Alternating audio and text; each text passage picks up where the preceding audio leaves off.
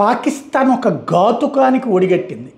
ఇదివరకు పాకిస్తాన్లో క్రికెటర్లు వెళ్తున్నప్పుడు ఆ క్రికెటర్ల మీద ఉగ్రవాద సంస్థలు దాడులు చేశారు అంటే అది పాకిస్తాన్ ప్రభుత్వం చేతకానితనం అవుతుంది తప్పించి దానిదవ్వదు. కానీ ఇప్పుడు ఆఫ్ఘనిస్తాన్ క్రికెటర్లు వెళ్తున్నారని తెలిసి ప్రత్యేకించి ఆ క్రికెటర్ల వాహనం మీద, అది కూడా ట్రై సిరీస్కి వెళ్తున్నారు, శ్రీలంకతో గేమ్కి వెళ్తున్నారని తెలిసి మరి ఆ ఆఫ్ఘనిస్తాన్ క్రికెటర్లు ఉన్నటువంటి వాహనం మీద దాడి చేసింది పాకిస్తాన్ సైన్యం. 3 ఆఫ్ఘనిస్తాన్ క్రికెటర్లు చనిపోయారు. కబీర్, సిబాతుల్లా, హరీన్ ఎవరైతే ఆఫ్ఘనిస్తాన్ తరపున అద్భుతమైనటువంటి క్రికెట్ ఆడగలిగేటటువంటి క్రికెటర్లు ప్రాణాలు కోల్పోయారు. మరొక 8 మంది కూడా తీవ్రంగా గాయపడ్డారు. మరో 8 మంది ప్రాణాలు కోల్పోయారు. మరొక 10-12 మంది దాకా తీవ్రంగా గాయపడ్డారు. ఇది పాక్టీనా ప్రావిన్స్లో జరిగింది.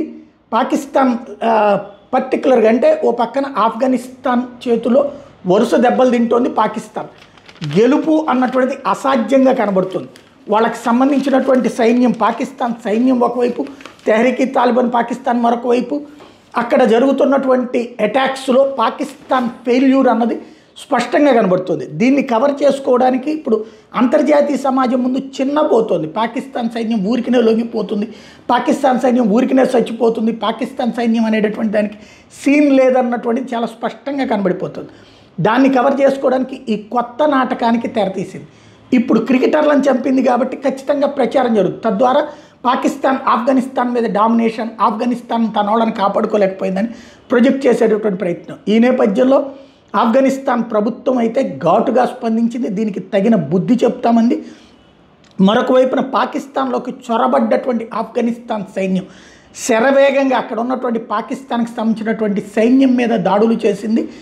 ఆత్మాహుతి దాడి చేసి పాకిస్తాన్ సైన్యానికి సంబంధించినటువంటి 12 మందిని మట్టుబెట్టింది. అందులో ఉన్నటువంటి వాళ్ళు 9 మంది ఉన్నతాధికారులు కావడం అన్నటువంటి పాకిస్తాన్ సైన్యానికి అతిపెద్దదైనటువంటి షాకింగ్ పరిణామం. పాక్ ఆఫ్ఘనిస్తాన్ యుద్ధంలో ఇదొక కీలకమైనటువంటి ఘట్టం.